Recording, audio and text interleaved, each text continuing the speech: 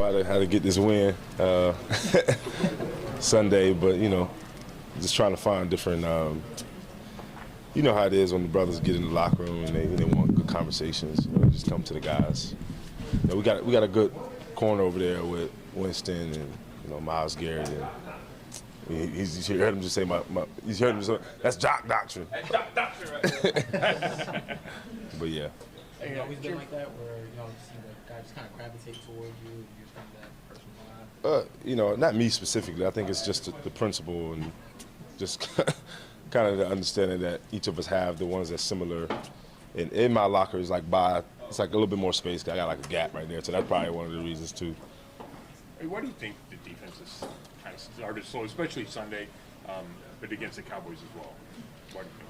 Well, again, I think it's just not about whether it's starting fast, starting slow. Obviously, there's some good things there and there's some bad things there. I think it's just about just continuing to execute. Not looking at things that we're not supposed to look at, making sure we're keying our keys and just following in with the game plan. But honestly, again, as each game goes on, we're learning more as we go. So we see the progression. And just understanding fighting back, whether it's some of the roads or some of the hills that we hit. Obviously there in the second half was a little bit better than the first half. Same thing with the game before. So we're just trying to find ways to improve it each and every game. What are you seeing about Gardner on tape, and what does he do with it? He gets the ball out fast. I think they have the fastest release time or something like that coming from him, and that's always good, especially when you have the options like he does. He has a lot of guys around him, good tight ends, good wide receivers, fast wide receivers, and solid back. So it's going to be tough, and I'm willing to stand up for the team and say that we're looking forward to the challenge. Last week down the stretch, you guys as a defense put your foot on the gas and help support giving that offense a chance to go out there and try to win that game. For you as a defense, how important is that to be that unit that helps support them as they're not just trying to find themselves in the game, but early into the season? Just staying on the defensive lens, I don't think that, we did enough. Obviously, that last run there, we could have got a stop and they may have got the ball back. Obviously that first, few drives, we could have did a little bit better. Not stopping them scoring in the first half. Again, keying our keys, just following through with the game plan, and obviously we didn't do that to the highest of our potential. So that's kind of like where my mind is at. Just how can we as a defense continue to do our part, our 1-11, to lead ultimately to a win. So you talked about the skill position guys for them. One of those is obviously their rookie tight end Brock Bowers. You guys missed Devin Ingram week 2, but this is probably one of the more athletic tight ends you guys are going to face at this point. Just what types of challenges does he present even as a rookie player already in his career? Yeah, truly. He's a fast tight end, first and foremost. I think we ran like 4.5 or something like that. It's 40, but he's a fast tight end. He's physical, blocks well, he runs routes well. I think just about everything. He's an all-around tight end, and we're looking forward to the challenge. I know our safeties are, linebackers are, and D-ends are in case they want to chip.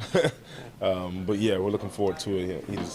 We're looking forward to it. How important has Jordan Hicks been to this defense to start the season? Very important. Obviously he's a veteran. He's been around the game for a long time, able to communicate well, understands the personalities that's in the locker room, but also understands the personnels as we go.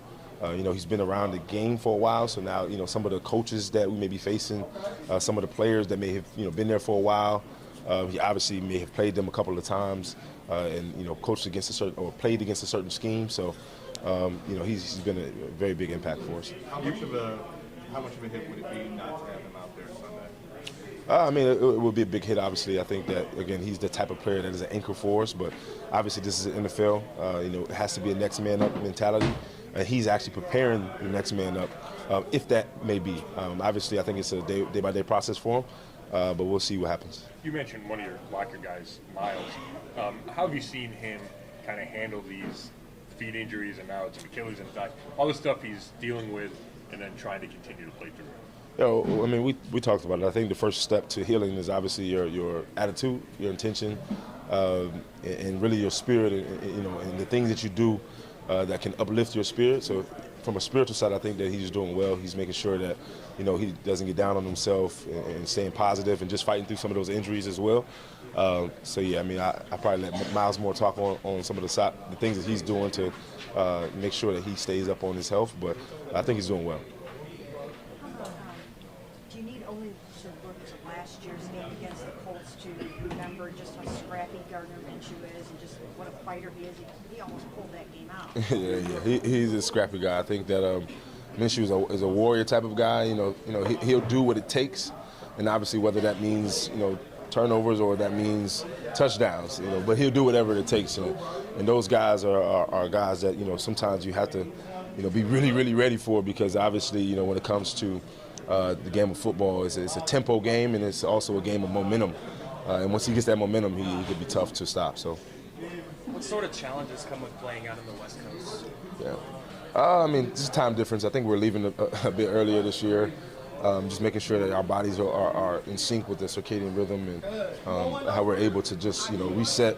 Again, we went out west last year, didn't get the outcome that we wanted, but this year we're looking to capitalize on those games. So. Do you like along those lines, just 3 straight road games? Just how do you guys kind of mentally prepare for that? And you're going to spend a good chunk of time not at home for a while. Yeah, well, I mean, I think we was off to a good start, winning down there in Florida, and just making sure that we kind of keep the same process and not, having all the noise and having all the distractions that, maybe plaguing us from outside of this team and this organization, and just making sure that we're focusing on the scheme, making sure we're focused on the game plans, listening to our coaches, and making sure our bodies are all right. Obviously, long flights can affect, and we just want to make sure that all those things are up to date. So you're a Las Vegas kind of guy? Have you been out there before? I mean, everybody probably here knows a little bit about me. I'm sure that nobody else say I'm a Las Vegas guy. But again, I think it's supposed to be good weather and everything. I haven't been out. I probably went out there maybe once or twice for the NFL honors thing, and then before that, maybe I'm not sure. But I'm not too much of a Vegas guy. Maybe Tony Fields, But along the lines of the road trip coming up, just.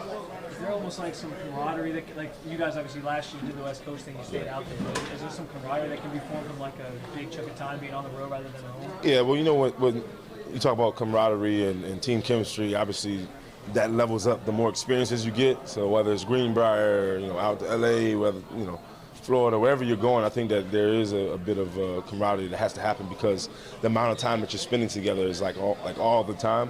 When it's a home game, you go home. You may go to the hotel, get in your room, chill out, and be by yourself. But in away games, you get a chance to travel with the teammates, sit by a teammate, communicate with them more, and learn about a story a little bit more, and just kind of take your mind off football for a split second. And obviously that helps in reference to the team chemistry on the field.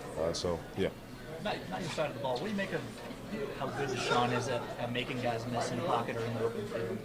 Evaluating, I think that he does a good job, making sure that he kind of gets around guys, and he's always been a versatile guy, so, yeah. Injuries are going to happen, right?